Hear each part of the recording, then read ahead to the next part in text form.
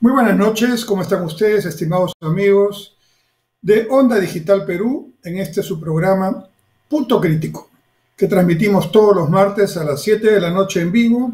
Hoy estamos martes 6 de febrero del año 2024.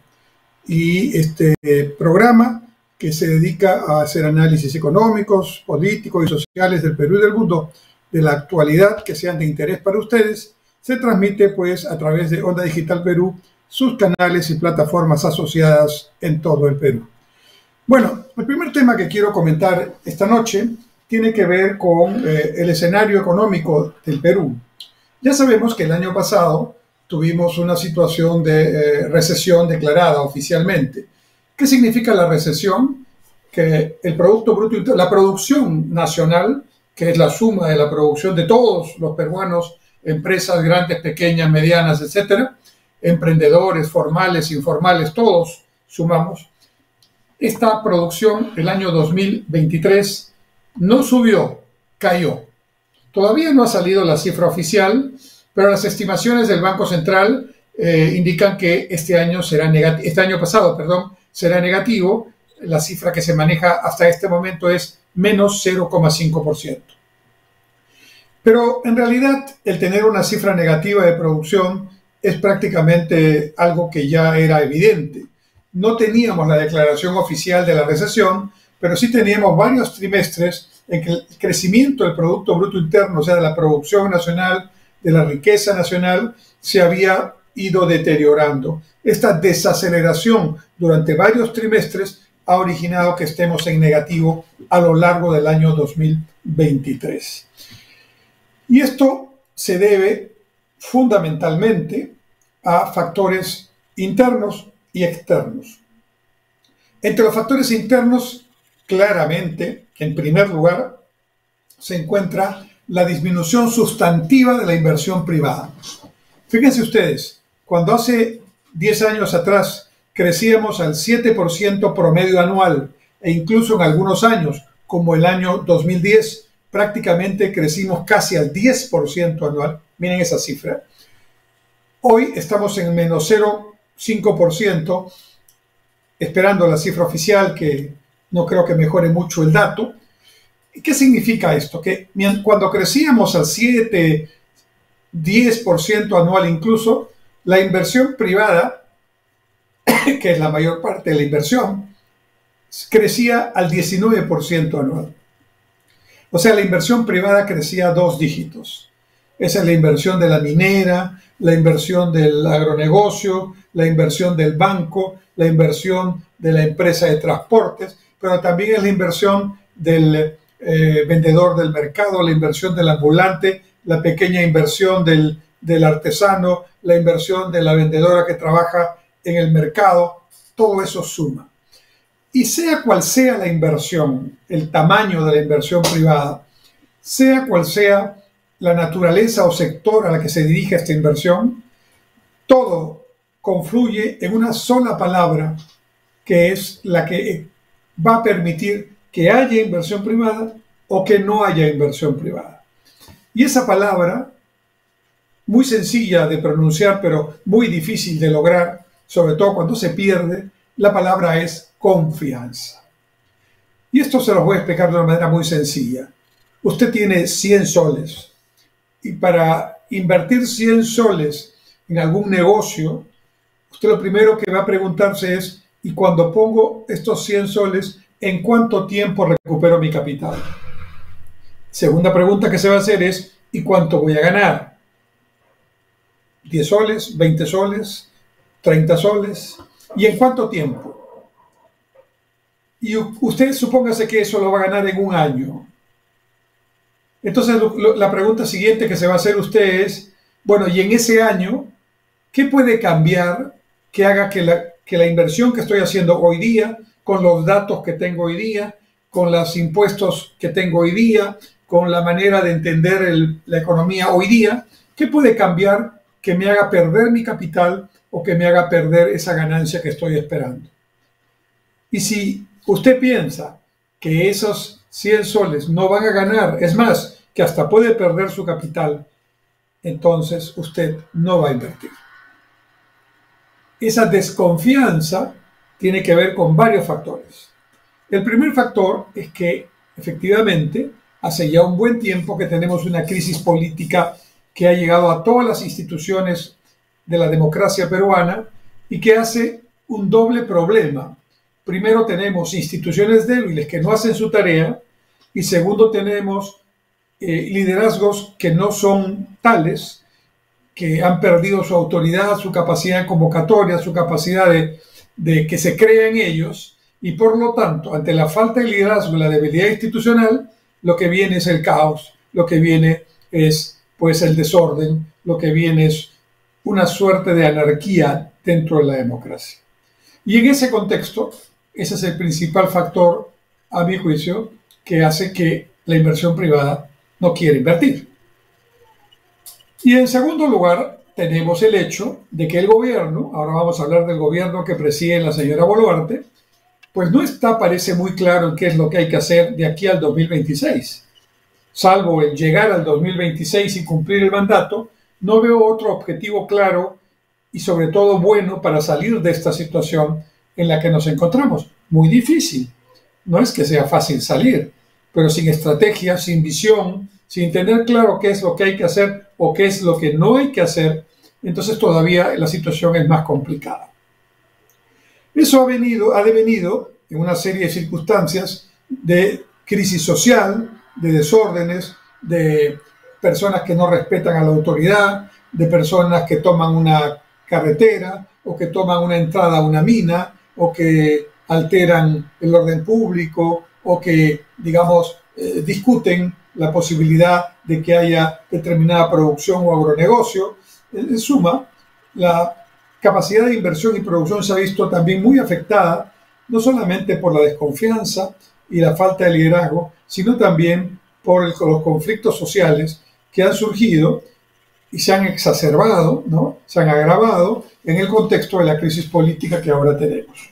No es esto lo que está pasando recién, ya llevamos varios años en esta situación, pero digamos que se ha puesto en un nivel poco controlable ya. Y el mejor ejemplo de este descontrol, de esta suerte de anarquía, de esta falta de autoridad y de liderazgo, es el crecimiento que ha tenido la delincuencia y principalmente el crimen organizado, ¿no? Donde desafían al Estado, donde hacen lo que quieren y a punto que ponen en una situación muy dramática a todos los ciudadanos que tenemos miedo de salir de nuestras casas, de abrir nuestros negocios, de caminar por las calles, porque puede ser una alta probabilidad existe de que seamos asaltados, agredidos, extorsionados o incluso se atente contra nuestra vida y nuestra salud. Ese es un poco el cuadro. La economía, la sociedad y la política no están disociados, tienen influencias mutuas. A eso hay que agregarle efectivamente los efectos de la crisis mundial que afectaron a todo el mundo, pero que efectivamente a nosotros nos afectaron mucho más, porque ya veníamos con un golpe de la pandemia muy fuerte, más fuerte que el que han tenido otros países, y ahora tenemos esta situación que nos pone en una condición de gran fragilidad.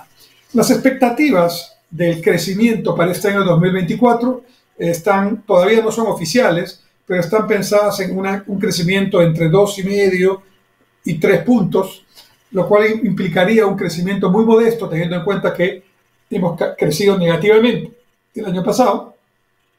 Por lo tanto, crecer 2 o 3 puntos de una caída de una cifra negativa es prácticamente no crecer. Incluso este 2,5 o 3% sería un efecto rebote, es decir, de lo que hemos caído nos recuperamos, pero todavía no hay una ampliación de la base productiva y todavía no hay una claridad para que se vuelva el flujo de la inversión privada a hacer su tarea. Ese es el principal problema que tenemos ahora. Y claramente este problema tiene un efecto inmediato en la gente, porque si yo crezco 7% al año, yo tengo un número importante de empleos que genero. Si crezco 5% al año, son menos empleos. Si crezco 2% al año, son menos empleos. Y si crezco negativamente, lo que estoy haciendo es perder empleos. Entonces, este cuadro, que no es muy optimista, pero que es la realidad, nos pone en una situación en la que todavía los ahorros que hicimos durante más de 20 años y que nos han permitido ser una economía muy ordenada, una economía muy bien manejada en términos de política fiscal y monetaria, una economía cuyo tipo de cambio es bastante estable, una economía que ha logrado ya, está muy cerca de lograr nuevamente estar en un nivel de inflación anual que no supere el 3%, todavía estamos en ese camino, pero ya cerca. Eso felizmente no se ha deteriorado del todo, seguimos siendo un país grado de inversión, pero claramente si la inversión privada se ha retraído, no solo es a nivel nacional, también es la inversión privada extranjera.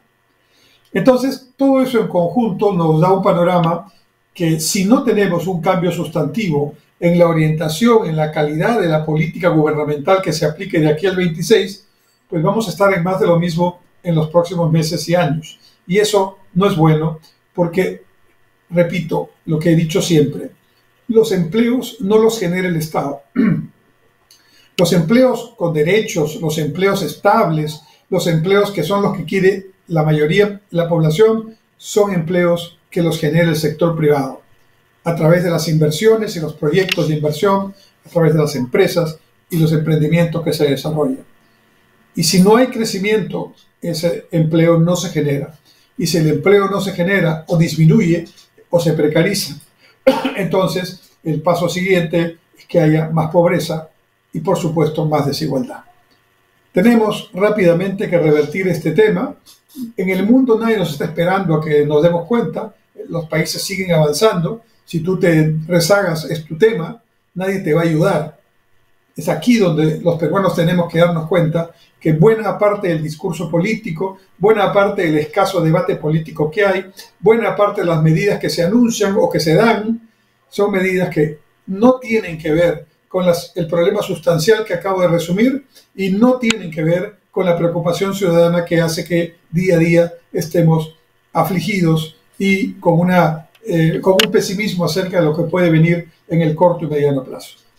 Es el gobierno el que tiene que tomar, digamos, cartas en el asunto, y la primera demostración de ello sería un refresco en el gabinete, incluido el presidente del Consejo de Ministros, con ministros capaces, muchos de ellos ya están en el gabinete, hay 4 o 5 ministros de gran nivel, ¿no? Pero que en su conjunto sean ministros líderes y que tengan una presidencia del Consejo de Ministros, que a falta que la presidenta haga esa tarea, pues del rumbo, de la visión, y podamos empezar a retomar, en primer lugar, la recuperación de la inversión privada, que es lo único que permite a mediano y largo plazo recuperar producción, recuperar empleo y bajar pobreza.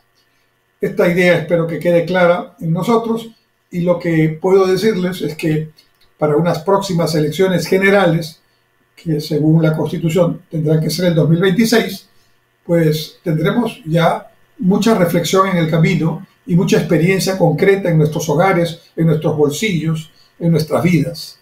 No es gratuito lo que estamos pasando, es responsabilidad de muchos, incluso de aquellos que no fueron a votar o votaron en blanco y viciado en el 2021, que permitieron que se dieran los resultados que se dieron, que ocurrieron. Hay que repensar esto, hay que fortalecer las instituciones, hay que replantear las estrategias, y esto evidentemente requiere que todos, incluidos los partidos políticos, se preocupen por hacer bien la tarea y no solamente por llegar a las elecciones o por hacer campaña respectivamente. Vamos a hacer un alto en este momento y volvemos en un momento en el segundo bloque de Punto Crítico, su programa de reflexión semanal.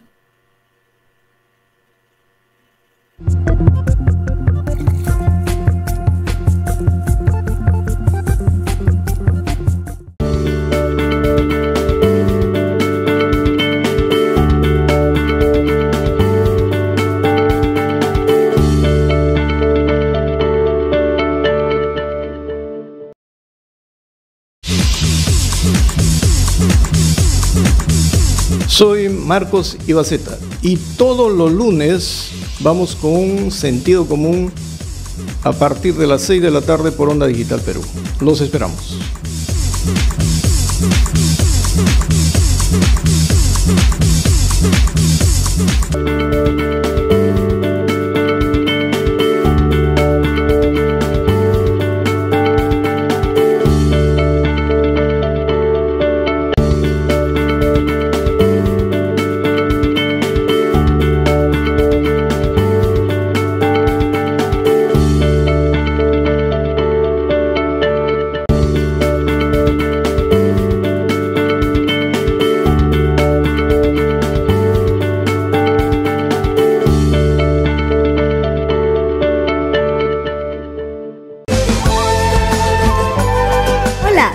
Maritza Gómez Alarcón y quiero recordarte que Arcoíris del Perú es un programa donde promocionamos y difundimos las riquezas humanas. Todos los viernes a las 21 horas no te pierdas El Constitucional, que se transmite por Onda Digital, canal 18.4 en Lima, a través de nuestro Facebook Omar.Sar y por la plataforma de LP Pasión por el Derecho. Toda la actualidad constitucional y procesal constitucional la vamos a analizar contigo, corto y fácil, como de costumbre.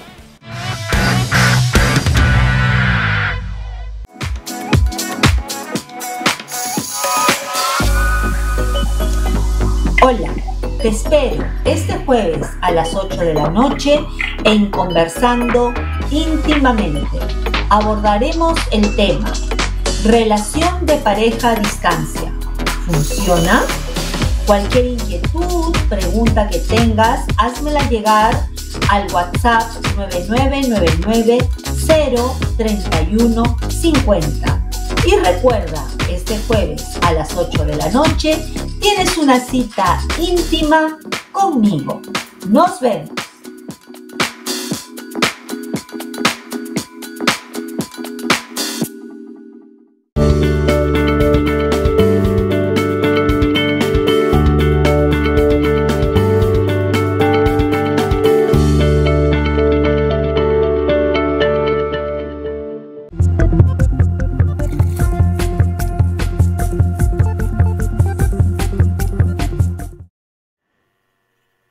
Muy bien, amigos, con el calor que estamos sintiendo y que está golpeando fuerte a todo el Perú, sobre todo a la zona de costa, pero también en nuestra Amazonía, tengo entonces que dedicarme a este segundo bloque a la importancia del cambio climático en el Perú.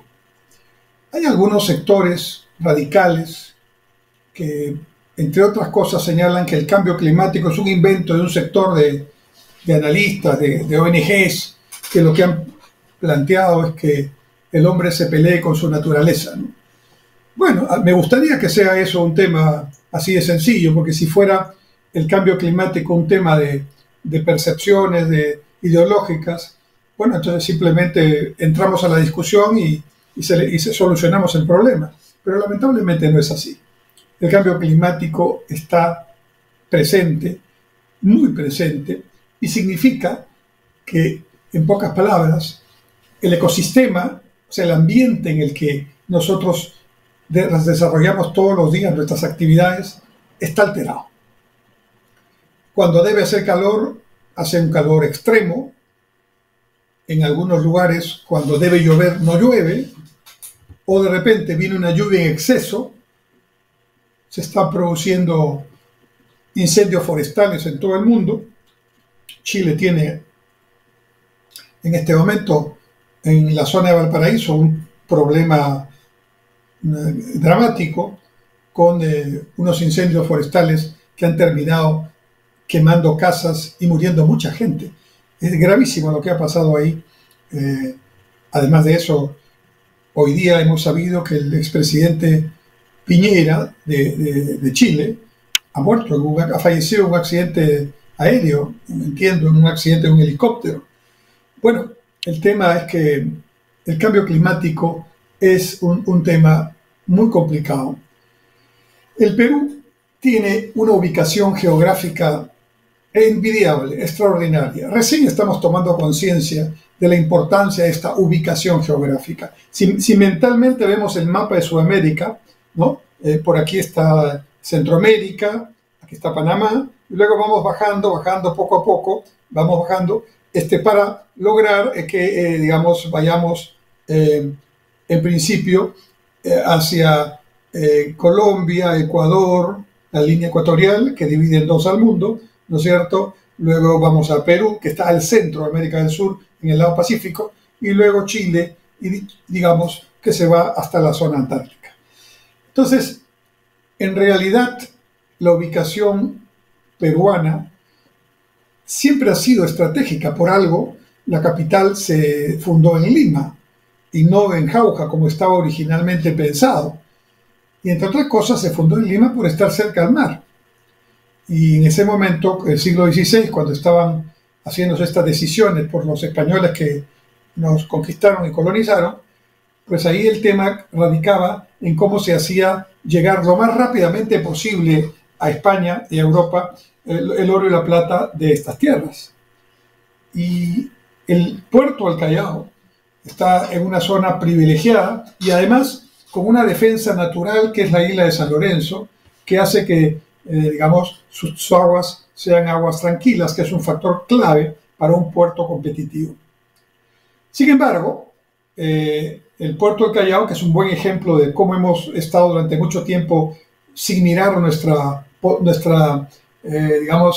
fortaleza tremenda de ubicación geográfica, el puerto del Callao, digo, si bien ubicado, nunca tuvo, por parte nuestra, en muchas décadas, ¿no?, el apoyo para tecnificarse, para modernizarse, para tener una gestión que estuviera acorde con la importancia que el puerto tiene. Les contaré que hace varias décadas atrás el mundo cambió en términos de transporte. Y cambió porque hace 100 años atrás la carga principal que se llevaba era una carga a granel, ¿no?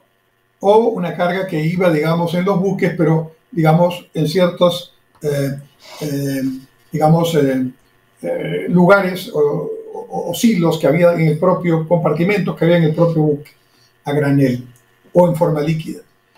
Pero con el tiempo, el comercio internacional se ha sofisticado, se ha tecnificado, y hoy casi la mayor parte del comercio mundial viene en containers, que tienen dos tamaños estándares en el mundo. El más pequeño, 20 pies, y el más grande, 40 pies. Ustedes ven esos camiones que a veces van por la carretera, están llevando unos containers, ¿no?, grandes. Esos largos son de 40 pies y equivale pues a llevar dos de 20 pies en el mismo tráiler, ¿no? Bueno, y como la carga se fue containerizando, esa carga en containers se traía en buques desde Oriente, desde Asia, desde Europa, etc.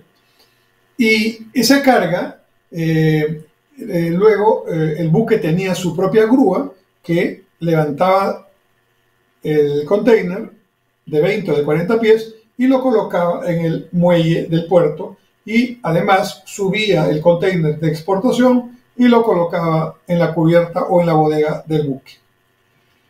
Con el tiempo, siguió pasando el tiempo y siguieron mejorando las condiciones.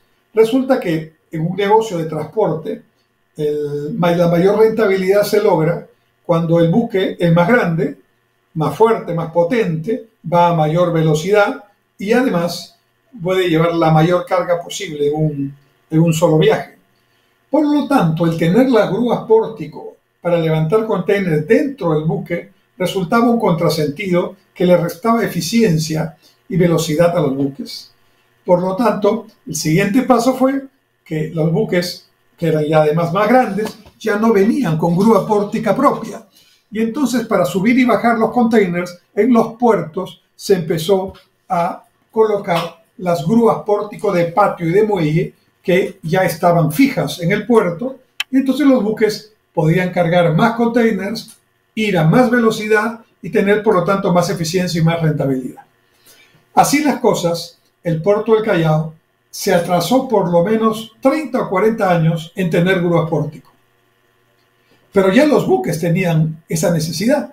Y como en el Callao, puerto extraordinariamente ubicado desde siempre, no había grúas pórtico en el puerto, entonces los grandes buques que ya se habían todavía modernizado mucho más, ya no podían venir al Callao, porque ¿cómo iban a bajar y subir los containers? Entonces eso fue lo que permitió que otros países y otros puertos de América del Sur cobraran importancia por la ausencia, por la incapacidad del puerto del Callao de hacer la tarea que le correspondía hacer. Entonces se generaron negocios para el puerto de puertos colombianos, como el puerto de Buenaventura, o puertos ecuatorianos como el puerto de Guayaquil o el puerto de Manta, e incluso de puertos chilenos como el puerto de Valparaíso, el puerto de San Antonio, ¿no?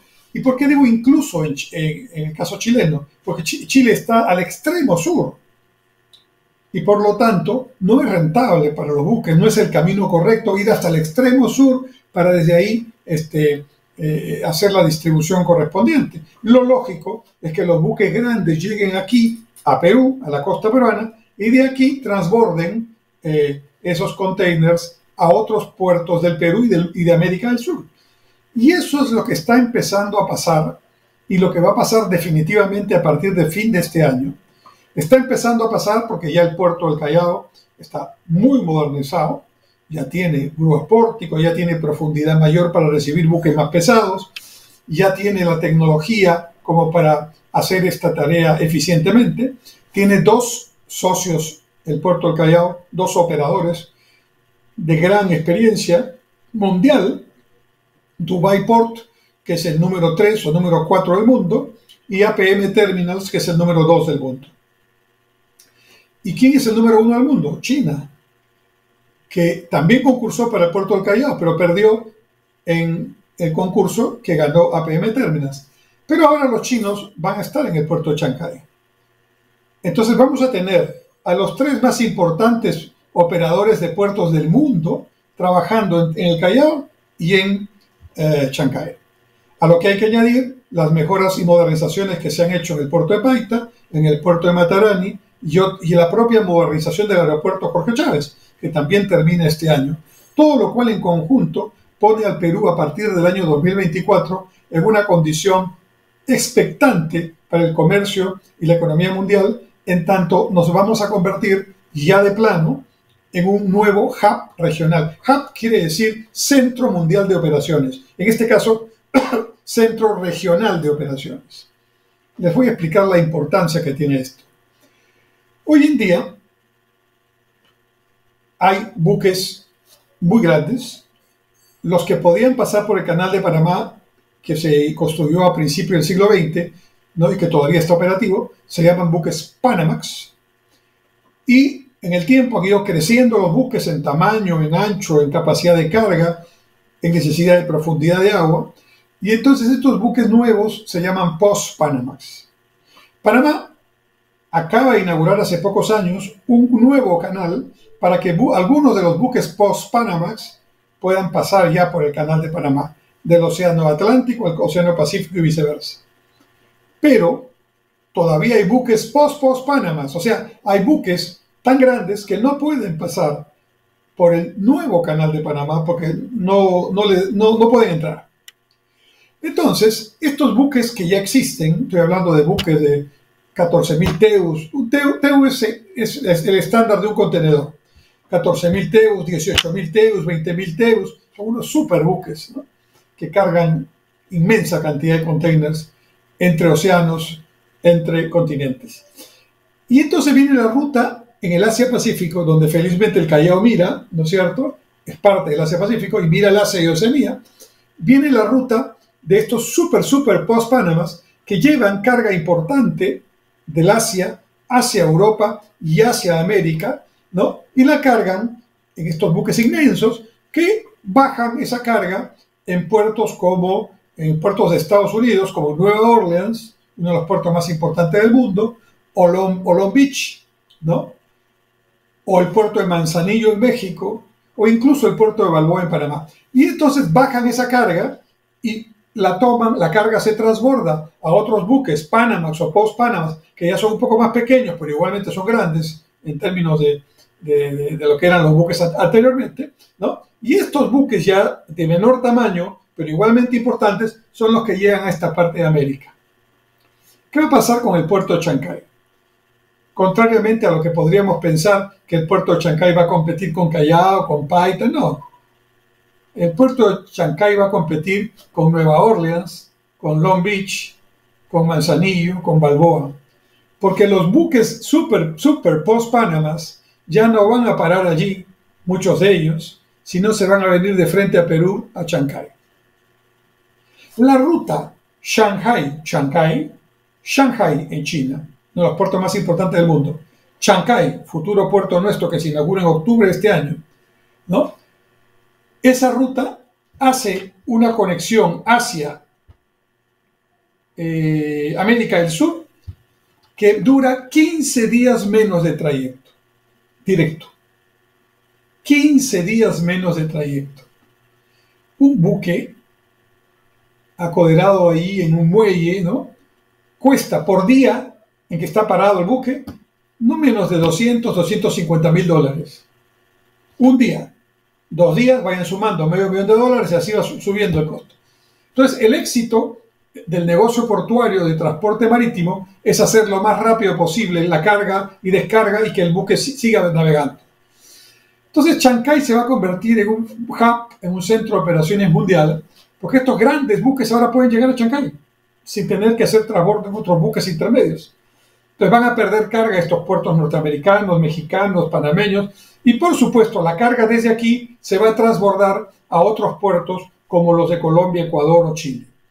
Incluso el ahorro es tanto de dinero y de tiempo que los costos van a permitir, los nuevos costos van a permitir que la carga brasilera, que está al otro lado, en el Atlántico, pueda venir, sea por el sur, vía el norte grande argentino, Bolivia, o vía la carretera interoceánica, o del norte, vía el río Amazonas, el Yurimaguas y la interoceánica norte hasta llegar por el norte a Chancay, ¿no? Y los números den para que eso sean rutas más apetecibles y más recomendadas en ese momento. Imagínense lo que se viene. Y esto va a traer muchos beneficios al Perú. El primer beneficio tangible es que la Marina de Guerra del Perú ya está apuntando a convertirse en el astillero o en el centro de reparaciones de estos grandes buques. El CIMA está siendo repotenciado para poder atender, hacerles el mantenimiento normal, el overhaul completo a estos buques de gran tamaño. Con lo cual, damos un salto cualitativo en lo que es una de las tareas que el CIMA realiza con gran eficiencia, pero no lo hacía a esos niveles y a esos tamaños de navíos. Pero lo más importante es que si somos inteligentes y buscamos una estrategia de largo plazo y nos unimos en esa estrategia, vamos a poder convertir a Perú, no a Chancay, a Perú, en el gran hub regional de la cuenca del Pacífico, y yo diría en el país líder de Sudamérica mirando al Pacífico, el Pacífico Sur. En consecuencia, ahí tenemos un tema, pero el cambio climático está haciendo unas jugadas muy complicadas. La primera es que la misma ventaja del clima que nos da esa combinación de corriente de Humboldt con cordillera de los Andes, ¿no? Con estos diferentes ecosistemas y pisos ecológicos que tenemos en las 8 regiones naturales que nos sistematizó Javier Pulgar Vidal, esa misma ventaja que nos permite producir todo el año productos como hortalizas, frutas, verduras de gran calidad y en varias cosechas al año, esa misma ventaja es una desventaja con el cambio climático, porque si el clima altera, digamos, el ecosistema del valle y que nos permite producir en esa calidad todo el año, entonces ya no vamos a poder hacerlo si sigue el proceso de calentamiento del planeta y estos cambios de clima tan bruscos. De hecho, en este momento el cambio climático está generando un grave problema en el Canal de Panamá, porque el Canal de Panamá es un camino de esclusas, una especie de piscinas grandes para que vayan los buques de un océano al otro y no están al mismo nivel. O sea que para ir de este nivel a este, el buque tiene que ir bajando o subiendo, según sea el caso, pasando por unas esclusas de agua. Y esas esclusas de agua son alimentadas de un lago artificial que se llama el lago Yotún, ¿no? Pero ahora ese lago está al 40% menos de agua porque faltan lluvias. El cambio climático está haciendo que el Canal de Panamá trabaje al 40% de su capacidad. Incluso el canal nuevo que se ha construido recientemente.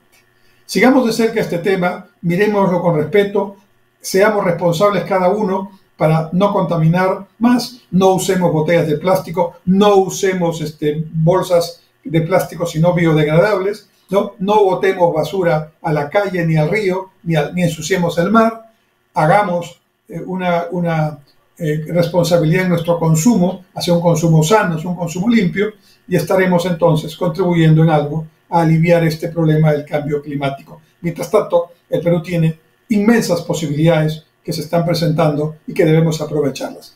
Vamos a hacer un último alto y volvemos en la parte final del programa.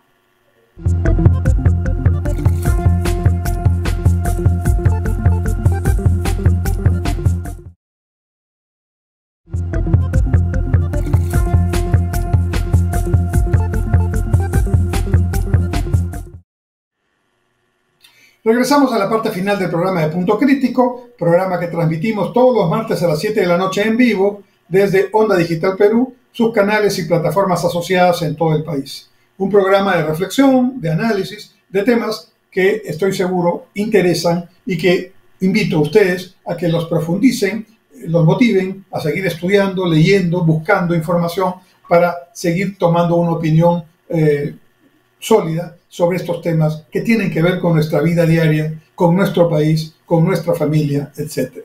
Este último bloque quiero dedicarlo a analizar brevemente los 55 primeros días del presidente Milei en Argentina. Tal como lo había dicho, y en ese sentido está haciendo un cambio en la forma de hacer política, que normalmente dicen que van a hacer algo pero no lo cumplen, lo primero que hizo Milei fue el ajuste. Ajuste que ha significado una inflación de casi 100% más sobre la que estaba en ese momento, pero este ajuste no es un ajuste porque están subiendo los precios desordenadamente, sino que está alineando los precios que estaban con controles, con subsidios, y que eso no era sostenible. Entonces el ajuste está poniendo los precios en su nivel. La inflación del primer tiempo de este año ya es de 200 y pico %, pero el ritmo de inflación futura es el que se espera que hacia marzo esté empezando a bajar. Y si se estabiliza la inflación en Argentina, será un primer triunfo de Milei, porque el tiempo de esa estabilización, sin embargo, es duro. Las familias pobres, que ya están muy venidas a menos, la clase media argentina, están ahora sufriendo mucho este proceso de ajuste, como que tuvimos nosotros en los años 90, a principios del año 90, con el gobierno del señor Fujimori. Entonces, esto se tenía que hacer. Ahora, el ajuste se está completando con una eliminación de subsidios en el transporte público y en las tarifas de energía eléctrica, lo cual va a ser un golpe adicional al que ya se dio, pero, repito, no hay forma de solucionar este problema aquietando, poniendo el subsidio a medias, cuando ya el Estado colapsó, el Estado está sobreendeudado y hay que pagar esa deuda y por lo tanto hay que retomar un flujo de ingresos vía tributos. Y la única manera que los tributos empiecen a regresar es que la inversión privada nuevamente haga su trabajo, tenga confianza y empiece a invertir en proyectos nuevos o en ampliar los que ya existen, y esta inversión nueva genera empleo decente, empleo con derechos, empleo estable, y a su vez este circuito virtuoso permita a mediano y largo plazo retomar un poco el nivel de prosperidad para la población argentina, que se lo merece porque está sufriendo mucho. Milei entonces en la parte de ajuste ha hecho, digamos, el 80% de lo que tenía que hacer, y el 20% último lo está haciendo en estos días. Hasta el momento, Milei mantiene el 55% de población a favor de él que lo llevó a ser presidente. Mantiene, o sea, los que votaron por Milei siguen creyendo en Milei en estos primeros 55 días. Y lo segundo importante que ha hecho Milei es presentar, aparte de algunas medidas administrativas inmediatas a nivel del Ejecutivo, pero lo más importante es que ha presentado un proyecto de ley al Congreso, ¿no?, que se le llama la ley Ómnibus, porque tiene una cantidad de artículos, casi 800 artículos originalmente todo este proyecto de ley, que tienen que ver fundamentalmente con un principio ideológico que tiene Milei, que es liberalizar todo. Romper con todos los subsidios, privatizar las empresas públicas, pero sobre todo hacer que el ciudadano no dependa de tantos procedimientos, trámites, empresas, intermediaciones, sino que todo sea lo más libre posible. Pero el señor Milei ha sido elegido presidente de Argentina, no ha sido elegido para el Congreso de Argentina. Y él tiene un número de diputados, senadores muy pequeñito, ¿no? Entonces él no puede solito, sin negociar, sin pedir, digamos, colaboración de los otros partidos de oposición, él no puede lograr que las leyes que quiere para el país, para Argentina, se den. Tiene que hacer negociación. Y eso es lo que está haciendo, aunque todavía con algunas características que no son muy, digamos, típicas de una negociación, porque una negociación tiene que generar confianza, buscar acercamiento, pero soy Milei es muy confrontacional, incluso con quienes van a votar o necesita él que voten por sus propuestas. Bueno, lo que ha logrado hasta el momento es que en Argentina hay dos cámaras, la Cámara de Diputados y el Senado. La ley Ómnibus se ha aprobado por mayoría en la Cámara de Diputados como un concepto general. O sea, han aprobado la ley en general, pero el detalle de la ley, o sea, los artículos uno por uno, se empiezan a negociar o se empiezan a debatir esta semana en el Congreso norteamericano. O sea, un primer paso ha sido que se apruebe la ley en general. Ahora se va a empezar a ver artículo por artículo y en general, más allá de los detalles y de muchos artículos que el gobierno ha retirado para lograr la aprobación esta que estoy mencionando, hay dos temas que se duda mucho que puedan ser alcanzados con votación favorable. Y uno es el pedido que hace Milei de facultades o poderes extraordinarios para todo su mandato. Ya en la ley se lo han acortado a 2 años y de repente a 1 año, pero en fin, es un poco difícil que un Congreso que tiene por tarea vigilar al presidente y además hacer las leyes, abdique de su tarea para que el presidente haga de todo, ¿no? De Congreso y de presidente. Así no funcionan las democracias. Sin embargo, vamos a ver qué pasa. Está empezando a discutirse, ese es uno de los temas importantes, y el otro de los temas importantes tiene que ver con la privatización de empresas públicas, que están varias, ya ha quitado de la lista varias, pero todavía hay varias allí, y existen muchos intereses y muchos sectores de la población argentina que tienen representantes en el Congreso que están en desacuerdo con esas medidas. Esto yo diría que son los dos temas más importantes del paquete que ya está reducido de no sé cuántos, 800 y pico artículos a 300 y algo, un poco menos de 400 artículos, que ya se están discutiendo uno por uno. Ahora, si el Congreso logra aprobar un dictamen de un proyecto de ley, ya con los ajustes que tenga que hacerse para lograr la votación, porque así se hace en el Congreso, sin votos la cosa no funciona, ese proyecto va a ir al Senado para ser a su vez debatido y solo cuando lo apruebe el Senado ya queda consentido. Queda entonces un camino todavía largo que, sin embargo, va a poner a prueba la capacidad de Milei de poder concertar con sectores como los peronistas, los de la Unión Cívico Radical, que han tenido y tienen todavía un importante número de congresistas, y de otros sectores más pequeños, pero que dan votos, ¿no? Y esa negociación pues tiene que ser en intereses comunes sin ceder en los aspectos fundamentales que lo han llevado a la presidencia. Vamos a ver cómo va este asunto, pero esto en las próximas semanas va a ir ocurriendo. Mientras tanto, el presidente Milei está haciendo una activa presencia internacional, ya estuvo en la famosa reunión de Davos en Suiza dando un discurso muy polémico, donde prácticamente planteaba que el Estado debía desaparecer, lo cual no es un tema posible, pero bueno, él lo dice. Y ahora está en Israel, exactamente hoy está en Israel, ¿no?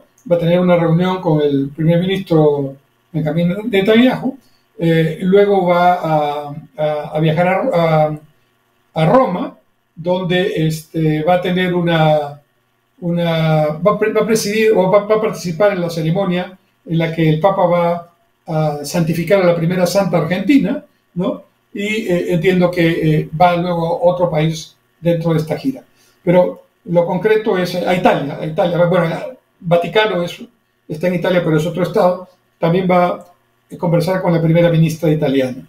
Bueno, esta es la tarea que le corresponde a un presidente también, dar una presencia internacional, y a él, sobre todo, que con ideas tan, digamos, explosivas y tan radicales, él también desea que su predicamento llegue a otros lugares y no solo a Argentina. Dependerá mucho de cómo va la economía argentina, cómo va la credibilidad en cuanto a las medidas que anunció y que ahora están en proceso en el Congreso. Bueno, es todo lo que tenía que contarles. Espero que haya sido de interés para ustedes los 3 temas que hemos tocado. Mientras tanto, les deseo que pasen una muy buena semana. Dios mediante, nos vemos la próxima semana, el día martes a las 7 de la noche, siempre por Onda Digital Perú, sus canales y plataformas asociadas. Hasta entonces.